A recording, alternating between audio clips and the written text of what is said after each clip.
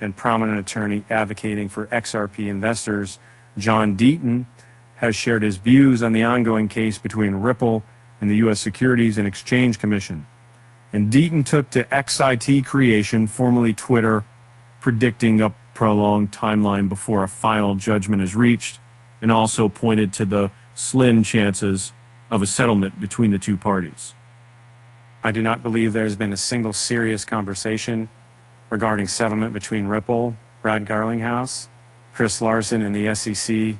The SEC is pissed and embarrassed, and he wants $770 million worth of flesh, Deaton stated.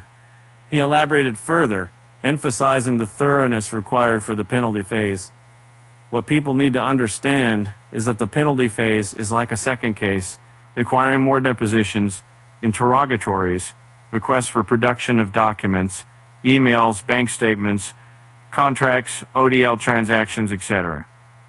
Ripple is likely to make efforts to reduce the anticipated $770 million penalty by attempting to exclude on-demand liquidity transactions and minimize other associated expenses. Deaton highlighted the LBRI case for reference. The SEC sought $23 million from LBRI. It took 8 months of additional litigation before the judge ultimately issued a fine of $130,000. And drawing a timeline from this, he remarked, "I don't expect a final judgment issued by Judge Torres until late summer. At the earliest, it literally could take a full year before an appeal is filed in this case." And Deaton also linked the outcome of Ripple's case to another pivotal lawsuit. If Coinbase wins their motion to dismiss, I then believe the SEC will be forced to pivot its anti-crypto agenda and then work out a possible settlement with Ripple. If Coinbase loses its NTD, I predict no settlement.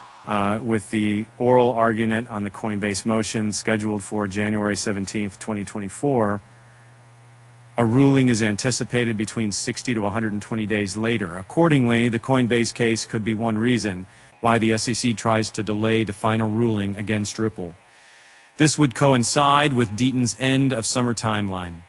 And now if they must have God, maybe reading in Ripple, creating awareness in the nature of the penalties, Deaton voiced confidence in Ripple's efforts to appropriate fine against Ripple for engaging in transactions that qualified as a sale of unregistered securities, but sold in the context of a new asset that other federal agencies declared virtual currencies. Deaton also delved into historical context involving Ripple and its interactions with various U.S. financial regulators. He noted that Ripple had proactive engagements with several agencies, including the SEC and Treasury and Federal Reserve, as early as 2013.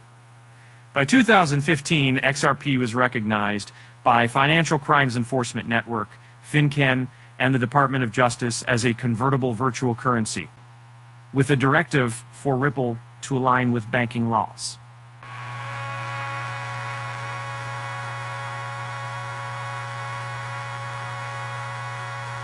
And furthermore, in 2018, the day before the famous Hinman speech, SEC enforcement lawyers had analyzed XRP's status under the Howey test. And these enforcement lawyers did not recommend that Ripple stop selling XRP, nor did they recommend an enforcement action. Clearly, they couldn't determine themselves, but XRP was a security, Deaton stressed. He concluded by emphasizing the nuanced understanding required in this case, stating, in fact, SEC enforcement orders could own and trade XRP up until 2019. I don't think Judge Torres will be out to hurt Ripple with these facts. At press time, XRP traded at $55,028.